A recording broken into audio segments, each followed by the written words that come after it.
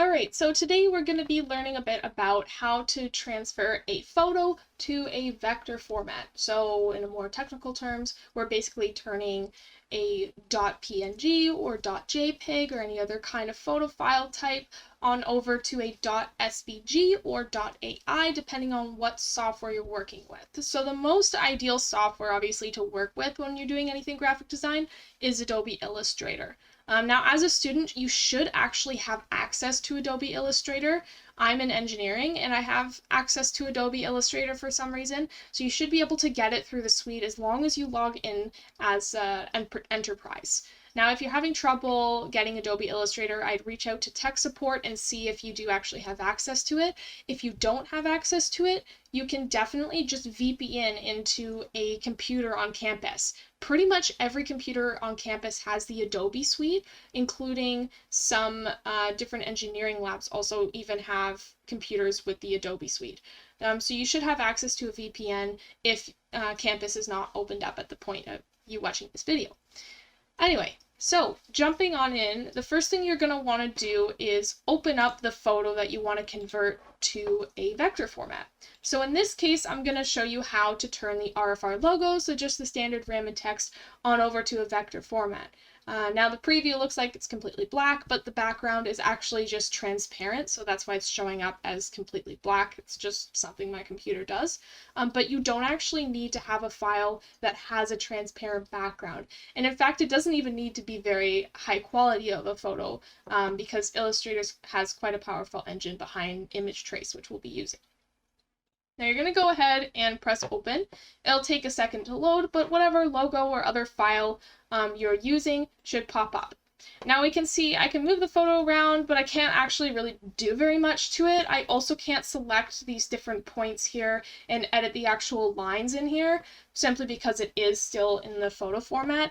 And the reason why we want to move it over to vector when we're talking about the team specifically is because if I zoom on into this logo, you'll see it's not infinitely accurate quality. So meaning the more I zoom in, the more I'm going to see pixelation. Now this doesn't matter when you're making small prints and whatnot, and feel free to use photos for that, but when we're working on things such as the trailer wrap, for example, this RFR logo is going to be like 4 feet wide.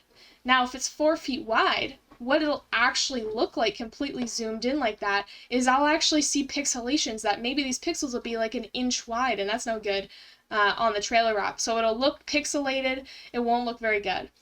So that's an applicable example for why you want to do this when you're on the team. Same goes for livery, we want it to be really accurate. And also when you're using a laser cutter, it does not accept JPEG or PNG files. You have to convert it to SVG first. So that's another reason why you need to do this. All right, now how do we do this now that I've talked about it so much? So the first thing you're going to want to do is open up Window and head on down to Image Trace. So just click on Image Trace and this little box should pop up.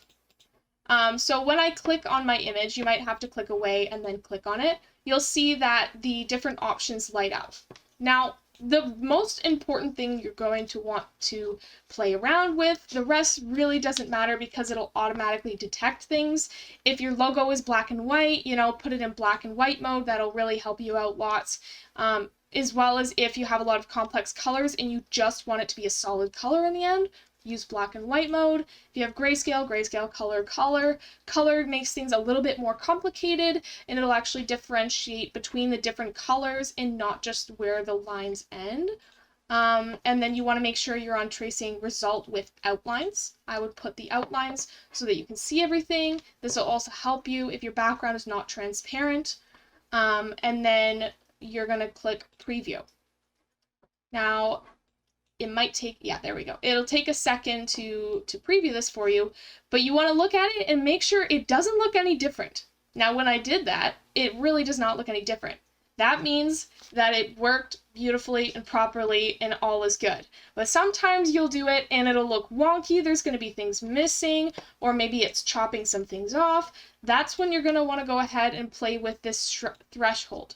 So after you move it, make sure you give it a second to load and generate the preview. So you'll see now my corners are a little bit more rounded. Now if I increase this and I'm going to give it a second to generate, you'll see that my lines are thicker. So really you're just going to want to put it somewhere that's approximately making it the same as it was before. So I think just about here around 145 is probably the closest. So this looks good. I'm happy with it. And in order to press this trace button, you actually need to unclick preview. So make sure you unclick that, and then you can trace. All right, once you've given it a moment to finish tracing the image, you'll notice that it looks exactly the same as a preview. However, you're not actually seeing any of these, lines. You can't click on them. Don't worry, it did work. So first, make sure you're not in isolation mode. So when you double click on something, it enters isolation mode. So if you see a little blue bar, something like this at the top, just double click somewhere else and then click on your object. Once you have it clicked on, you're going to want to go to tracing result with outlines. Now this will make your image look a little bit different, but this is what you want.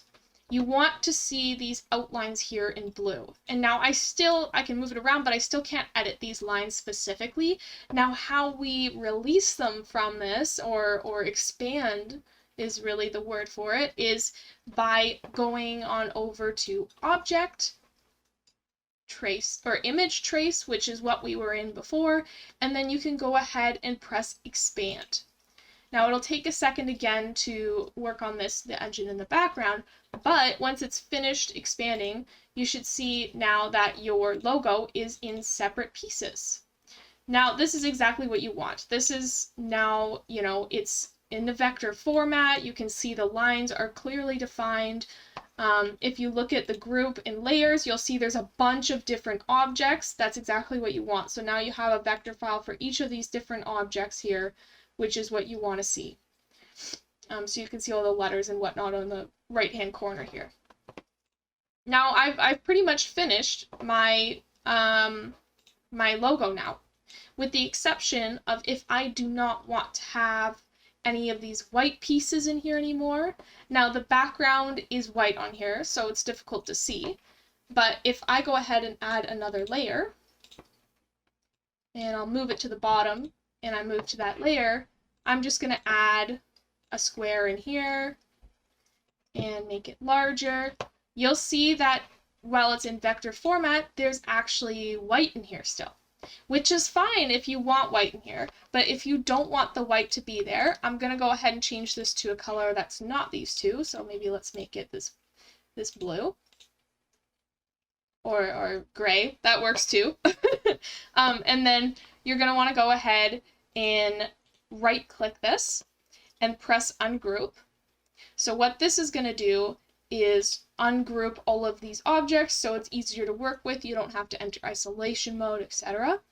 And now that I have entered this mode, I can go ahead and actually delete parts. So what I did there was I just pressed on this background here and pressed delete. And now I can see where there's still pieces of this vector file that I don't want. So I can delete all of these things in between that I do not want. So I'll just speed this up.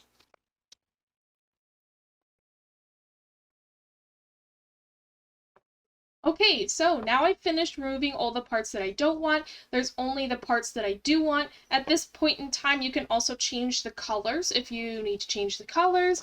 However, our logo is just solid black on white typically, or the other way around. So I'm going to go ahead and keep that. Now that I've finished taking out the white bits that I don't need, I'm just going to delete this square in the background. And now I have my ready to go SVG file of this image. Now I can just save it and call it the .ai file and just press OK because the default settings are fine for me. And now I have this file. It'll show up here. I can edit it as much as I would like. Maybe I'll center this a bit. But this is ready to use on anything you need an SVG or AI file for. So basically whatever you need a vector file, really high quality file for. And it's ready to go. And that's it. Now the really cool thing about having everything in SVG is you can actually edit everything down to the individual anchor points that make this up. So in the future, if any modifications are going to be made to the logo or another logo, Although this logo, I'm pretty sure some people are going to have tattooed on a couple years from now. If there were ever edits that needed to be made, you can actually make these edits on a really detailed level, straight from image format, which is great. And you can also, if you want, like, take different objects. Maybe you're making something that requires the horns only, or you want to make a logo that's only half of this, you can go ahead and do that. And overall, it makes things much, much easier, and I highly recommend doing this for any sponsor logos that need to be done, or anything like laser cutting, 3D printing. You're going to need something that's an SVG file to kind of start with. So yeah, hopefully this was helpful, and stay tuned for more Illustrator tutorials.